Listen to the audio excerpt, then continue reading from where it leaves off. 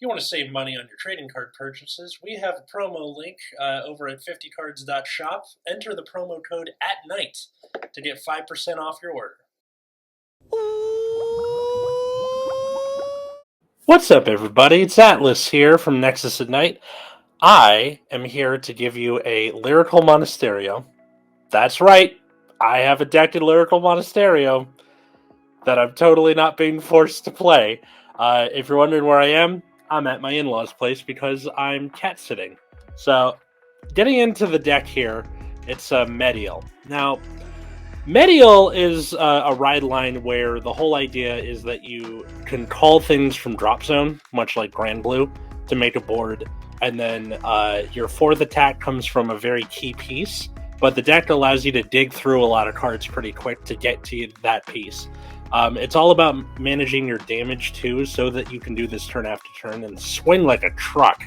This deck is way better than I thought it was. Like, reading it on paper just to start, I was like, oh, this looks kind of whatever, and then playing it, it like speeds through games pretty quick. It's a very, very good deck. It can also get you a lot of cards. So why don't we get into it? So you have your starter that works the way it normally does. You have your grade 1 that when rode upon by a grade 2 with Mediell, you choose a grade 2 or less card from your drops. So that means that you should be discarding pieces to your drop zone for your ride line rides that matter, that you want to call back to field. You call it to rear, and then if you call the card, reveal the top card of your deck, and if it's triggering it, rest the unit called by this ability. So normally you'd want to be calling grade 1s that you want for later in the game. Like, your early game isn't really all that impressive. But 9 times out of 10, the thing I call ends up not being rested because there's less triggers than normal units. Math, I guess, but still fine. Your grade 2 is when rode upon by the grade 3 Mediell. You look at 3 cards from the top of your deck, put 1 on top of the deck, and then mill the other 2. So 9 times out of 10, you'll get a heal, a crit, and another crit. So you're like, cool, two triggers out of the deck. Good stuff. What it's supposed to do is to put like normal units and drop and maybe a trigger on top or something on top that you can add to your hand or something. But it's pretty solid. And then lastly, your main ride, Fondant Solace Mediell. My fiance used to be a baker, and apparently fondant can suck a dick. Her words, not mine. Her effect is Act on Van, Counterblast 2, reveal the top card of your deck, and then perform one of the effects below depending on the type. If it's a normal unit, put the revealed card to your hand, choose a card from your drop, call it to rear, and it gets a crit until end of turn. And then if it's a trigger unit, you countercharge 1, choose a card from your drop, and call it to rear. So if you get a trigger, it half refunds itself, but you still get the card anyway. So this ability is very good, and for some reason I haven't been damage denied all that much. I guess that's not really a thing in Standard, especially in a clan where you don't really call rear guards in the early game, so they're forced to attack you, or else not, get card advantage. And then in a format where almost every card counts, like literally down to the wire, this, again, it looks so simple. You're like, all right, cool, Counterblast 2, call a thing, it gets a crit, and then like that kills them somehow. It does. Let's find out why. So going from grade 3s down, Sudden Shower Luella, this is very replaceable. You can replace this with like the Toast Girl that's like on play gets 10k, so you can swing for 20 or 30 on persona ride turns. But this deck was given to me with 2 copies of this in the deck, and yeah. Act on rear once per turn. If you have a Vanguard with Mediell, Counterblast, look at the top card, put on top of deck or into soul, and then she gets 5k until the end of the turn. So no matter what, you're getting the 5k. Obviously, if it's a normal unit, you would want to put that in soul most of the time. But if it's trigger unit, leave it on top, give yourself the 5k. It's pretty solid. I find myself using it in the late game just to like hit numbers because it's hitting for 18 or 28 or more. So pretty solid attacker, but again, this is very replaceable. It's 2 of, it's common, it's fine. Here is the big playmaker, Dearly Flowers Elise. So continuous on rear during the battle of attack to grade 3 or greater unit gets 5k. So that happens no matter what. it also means that she will have her 5k even if she's called off of, whatever effect. And then when it's placed on rear from drop by the ability of your grade 3 or greater Vanguard with Mediell, so again, meant to work with that, it gets red text at the end of the battle that your Vanguard attacks Soul Blast and stand this unit till end of turn. So it sucks that she doesn't get to keep that, and you can just use her turn after turn. It means you have to call her from drop every turn to use the effect. This also means that you will want to intercept her away every turn, so you can call her from drop so you can reuse the effect. It's a very good card. It auto guarantees your 4th attack just by existing. And this is the thing you're going to be searching for with your grade 2 ride line and all that other stuff. There's 4 copies of Lacrima Ninon. So on play, look at top card. You can put it on top of deck or into soul, and then if you put it into your soul, you just look at the next card.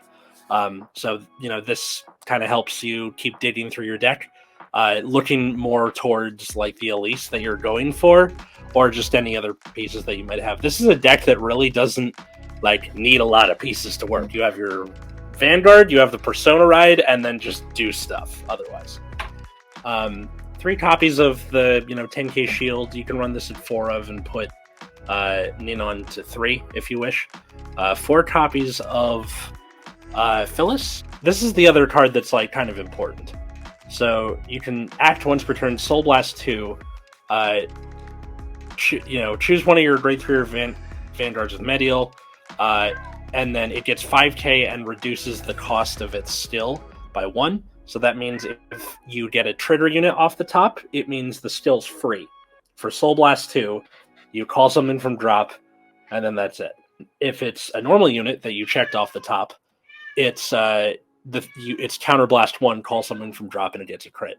And then when your other unit is placed on rear from drop, she gets 5k. So every time that happens, pretty solid card. Usually you just stick 3 of these in the back row and you're set for the whole game. It's great card. 2 copies of Astrid. When something is called from the ability of a Mediell, you can counterblast, call it a rear. So this is if you're playing against something like Eugene. Okay.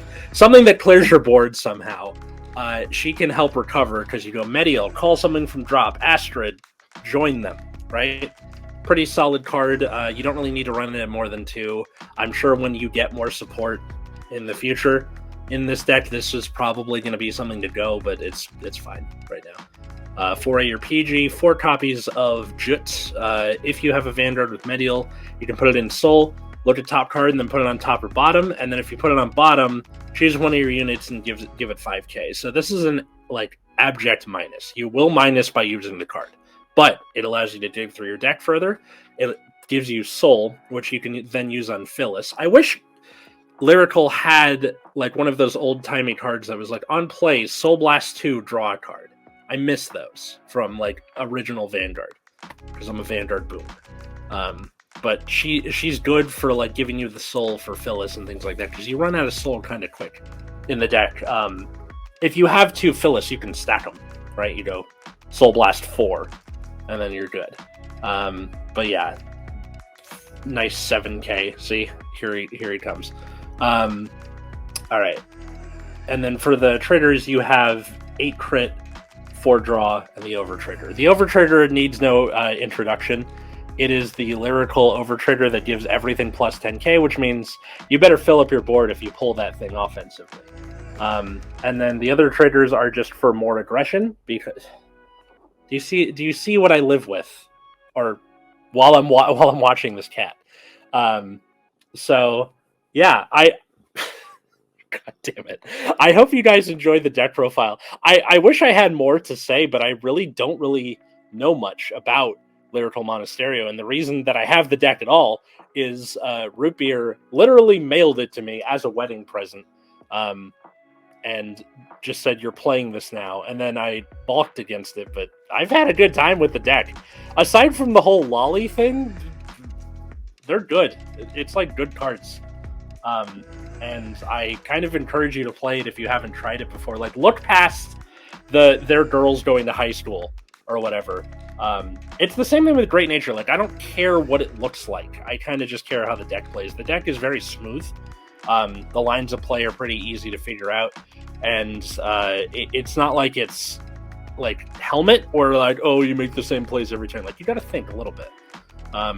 So I hope you guys enjoyed the deck profile. There will be like triangle meta games with like me, Matt, and Root Beer on Remote Fight. This is Ozzy, by the way, if you want to know the cat's name. Leave a like and comment. Tell me what your cat's name is if you have a cat, or what you would name your cat if you don't have a cat / aren't allergic. But thanks everybody for watching. I was Atlas. Patreon.com/Nexus at night, and I'll see you next time.